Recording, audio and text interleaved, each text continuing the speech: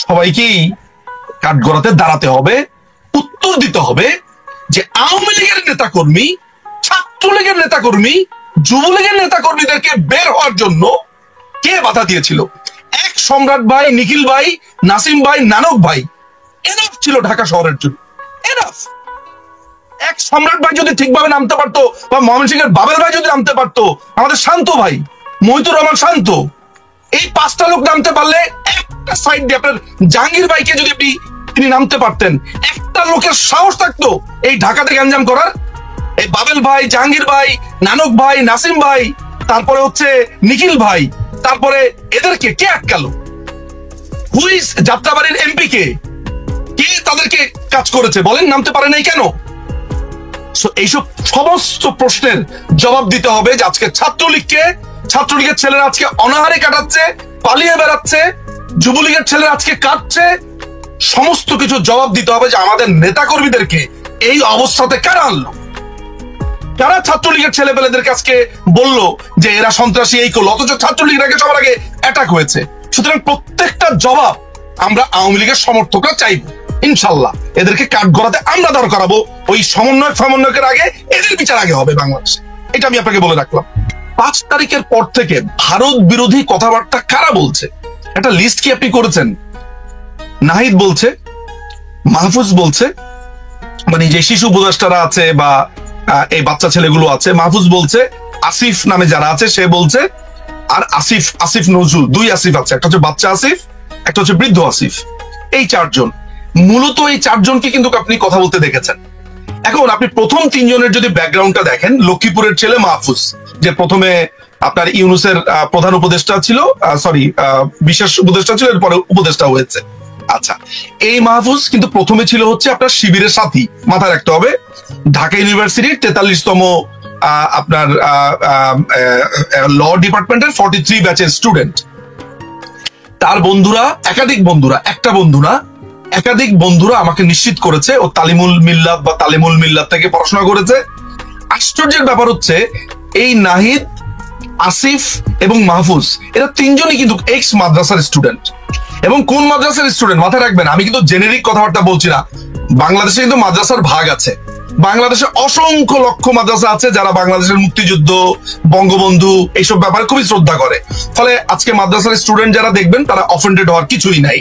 যেমন স্কুল বললে আমি এটা মনে করি নেই না যে রেসিডেন্সিয়ালকে বলা হচ্ছে। সো এইটা একটু ক্ল্যারিফাই করা আমার প্রয়োজন। সো এই 3 জন হচ্ছে পার্টিকুলারলি তালিমুল মিল্লাত, যেটা যাত্রাবাড়িতে বলা হয়ে থাকে যে জামাতের ব্রিডিং এবং হিজবুত তাহরির জন্মস্থান হচ্ছে এগুলা। সো এরা কিন্তু 3 জনই, আশ্চর্য ব্যাপার হচ্ছে 3 জনই একই মাদ্রাসা থেকে এসেছে। এই জায়গাতে আইএসআই এর একটা বড় ফান্ডিং ছিল। আপনারা জানেন যে বাংলাদেশে এখন সবাই জানে যে এই পুরো 5ই অগাস্টের ঘটনা ঘটেছে সিআই এর পুরো জাল বিছানো ছকে, যেখানে হেল্প করেছে আইএসআই এবং আরো অনেকেই সেখানে জড়িত ছিল, সেগুলো আর আমি বিস্তারিত বললাম না। তাহলে এই যারা এগুলো বলছে তারা সবাই পাকিস্তানপন্থী। তাহলে কার খুব লাভ হয় ইন্ডিয়ার সাথে যদি আমি একটা ঝামেলা করতে পারি, কাশ্মীর সীমান্তে আমি একটু উস্কে দিতে পারি, বাংলাদেশের সীমান্তে, সেটা হচ্ছে পাকিস্তান। এই জন্য আমি এটাকে প্রক্সি ফিল্ড বলছি, যেখানে পাকিস্তানের ইন্টারেস্ট আছে। না সেটা তো আপনি এইসব প্রশ্ন করলে তো আমি বলতে পারি যে ওদের ভাত খাওয়ার টাকা নাই, অর্থাৎ আমার 1 টাকা ওদের মনে হয় 3 রুপি বা 2 রুপি, অর্থাৎ ডাবলের বেশি। আমি অন্তত পক্ষে মাননীয় প্রধানমন্ত্রী শেখ হাসিনার ওই 5ই অগস্টের আগ পর্যন্ত আমি তাই দেখেছি। কিন্তু ব্যাপারটা তো এইটা না, মানে যখন আপনার, যেমন আপনার হামাসের কি প্রয়োজন ছিল আপনার ধুম করে ইসরায়েলকে আপনার এই অ্যাটাকটা করার? ও তো নিজেই ঠিক মতো বাঁচতে পারে না। কারা অ্যাটাক করেছিল? হামাসই তো করেছিল। সে জানে সে ইসরায়েলের সাথে পারবে না, কেন করেছে? তো আপনাকে এইসব জিনিস ভাবতে হবে যে কেন হচ্ছে। যে পাকিস্তান ভাত খেতে পাচ্ছে না, কিন্তু তারা ডিস্টেবিলাইজ করে রাখছে তাদের শত্রুকে। সো বাংলাদেশকে একটা যুদ্ধ গ্রাউন্ড তারা বানাতে চায়, এই জন্য বাংলাদেশের রেজিম চেঞ্জও তাদের দরকার ছিল, সিআইএর সাথে তারা মিলেছে। ফলে আপনি এই পার্সপেক্টিভটা নিয়ে যখন আলোচনা করছেন তখন আপনাকে এই জায়গাগুলো একটু দেখতে হবে। এই হলো ব্যাপার। দেখেন, আমরা এখন এরকম যেরকম একটা স্টেটের ভেতরে আছি, সেই জায়গাতে আমার মনে হয় না বাংলাদেশ আওয়ামী লীগ এই মুহূর্তে কাউকে কনফ্রন্টেশনে আনা, কাউকে ব্লেম করা, কারণ আমরা আহত অবস্থাতে আছি, উইন্ডেড। এরকম আহত অবস্থাতে প্রথমে যেটা দরকার, আমার যে ক্ষত, সেই ক্ষতের চিকিৎসা প্রয়োজন।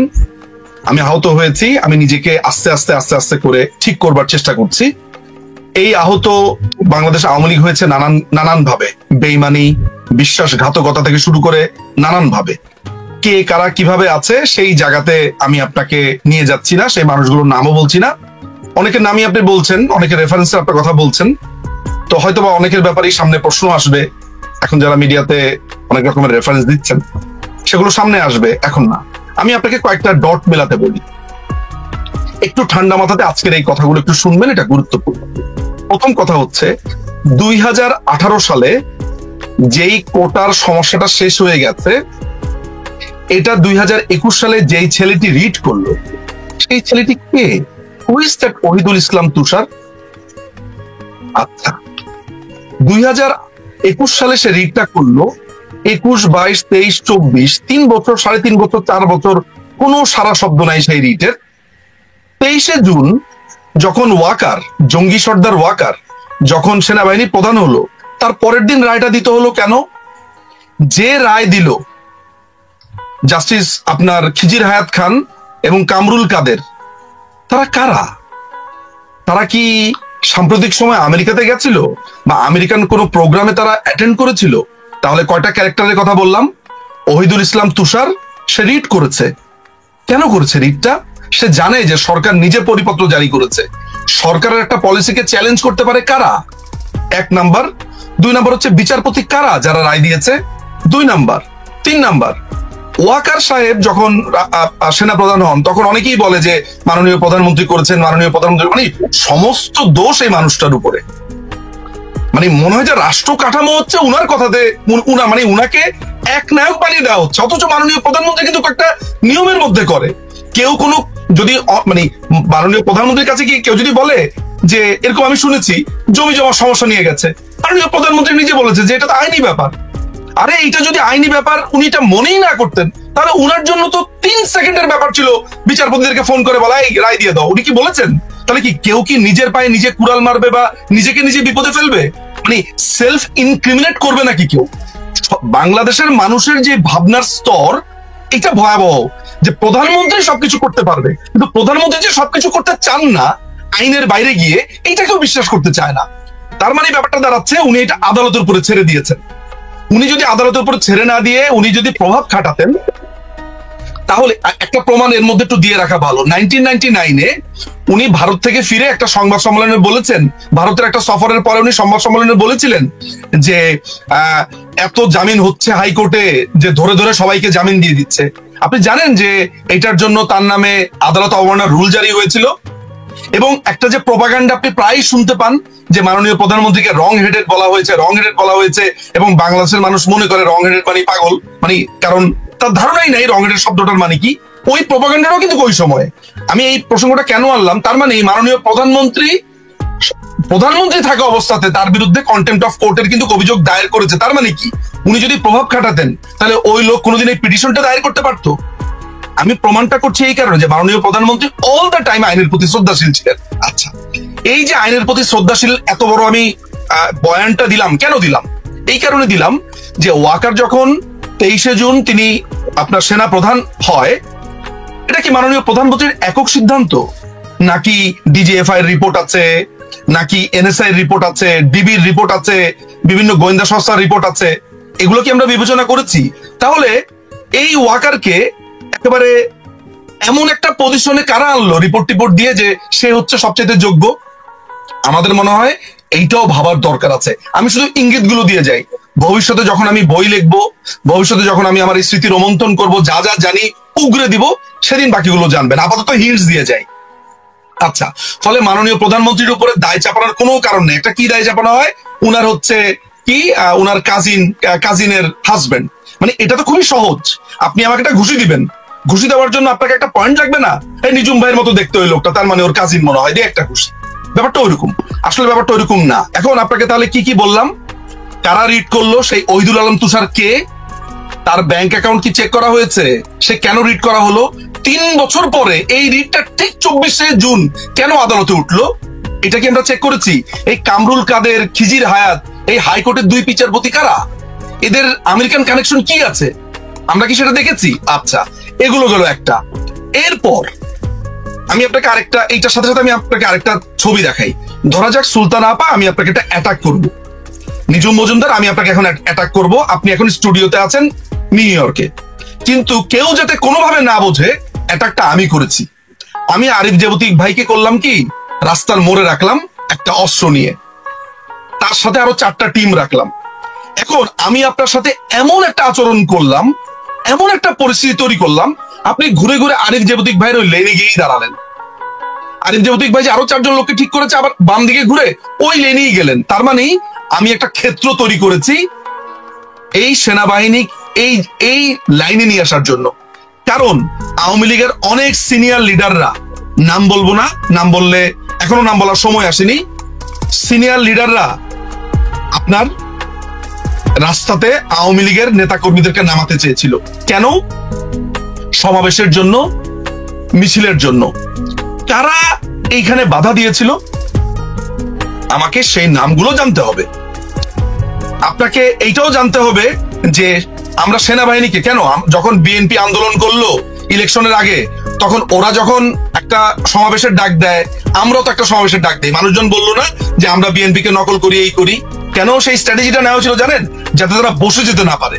এটাই তো ছিল আমাদের ব্যাপারটা। তাহলে একই স্ট্র্যাটেজি কেন আমরা ওই 5ই অগাস্টের আগে নিতে পারলাম না? কারণ 21 তারিখের মধ্যে ওই বৈষম্য বিরোধী ওরা নিশ্চিত হয়ে গিয়েছিল যে দে ফেইল্ড।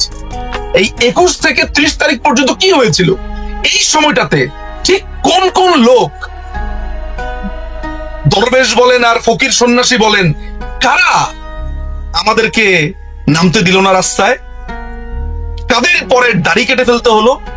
কারা আমেরিকান এমবেসিতে 5 তারিখের পর পর আশ্রয় নিল? আমেরিকান এমবেসি কাদেরকে ধরে আবার ডিজিএফআই এর কাছে দিল? ডিজিএফআই আবার কাদেরকে ট্রলারে উঠিয়ে দিল? সব নাম আসবে, সবকিছু আসবে। আমরা সব জানি, আমাদের সব জানা হয়েছে খন্দকার মোশতাককে নেত্রীকে মেরে ফেলার কমপ্লিটলি ছক কষা হয়েছিল। কিন্তু আল্লাহ আছেন, আল্লাহর রহমতে বেঁচে গেছেন। নিশ্চয়ই তার কোনো একটা ইশারা আছে, তার খেলা আছে। তা না হলে উনাকে হত্যার ছকে, 2 বোনকে হত্যার ছকে বেঁচে যাবেন কেন? আচ্ছা, সেই প্রসঙ্গে এই যে আমি আপনাদেরকে পুরো স্টোরিটা এখন বললাম, স্টোরিটা মাথায় রাখবেন। তার মানে পুরো জিনিসটা হচ্ছে একদম লাইন। ইলেকশনের পর পর আপনি কি কখনো শুনেছেন? আমি শুনেছি, আরে 8 মাসের ভিতরেই সরকার শেষ, 7 মাসের ভিতরেই সরকার শেষ, ওই তারিখের ভিতরেই সরকার শেষ। শুনেন নাই? আমি শুনেছি, আমি নিজে শুনেছি কানে অনেকবার। এই যে বিএনপির ছাত্রী লেভেলের একটা কর্মীও বা জামাতের একটা ছাত্রী লেভেলের কর্মী, মানে একদম সিনিয়র লেভেল না, ছোট বাচ্চা পোলাপান, তারাও বা এই জিনিসটা পৌঁছে গেল কেন? কারণ তারা জানে সেনাপ্রধান কাদের, তারা জানে সেনাপ্রধানকে তারা ক্যাপচার করেছে। কিন্তু আমাদের ডিজিএফআই কি করলো? ডিজিএফআই, আমাদের এনএসআই কি করেছে? কে ছিল এনএসআই চিফ? এইসব সমস্ত প্রশ্ন ডিজিএফআই হয়তো ট্রাই করেছে, হ্যাঁ করেছে। আমি মনে করি না যে সবাইকে বলির পাঠা বাড়ানোর প্রয়োজন, কিন্তু ডিজিএফআই এর ভেতরে এমন কোন জুনিয়র লেভেলের কর্মকর্তা ছিল কিনা যারা লিক করেছে নানান ধরনের ঘটনা? ডিজিএফআই তো অনেকগুলো শাখা আছে, 14টার মতো শাখা আছে। পলিটিক্যাল ব্যুরো আছে, তাদের আপনার অ্যান্টি টেরর ব্যুরো আছে। এইসব জায়গাতে কারা বসেছিল? ছোট ছোট পকেট জায়গাগুলোতে লেফটেন্যান্ট কর্নেল, মেজর, ক্যাপ্টেন, কারা কারা ছিল? কার এডিসি কে, কার পিএস কে, কে কে তথ্যগুলো পাচার করতো? এগুলোও মনে হয় আমাদের তদন্ত করতে হবে। ভবিষ্যতে প্রত্যেকেই কাঠগড়াতে দাঁড়াবে।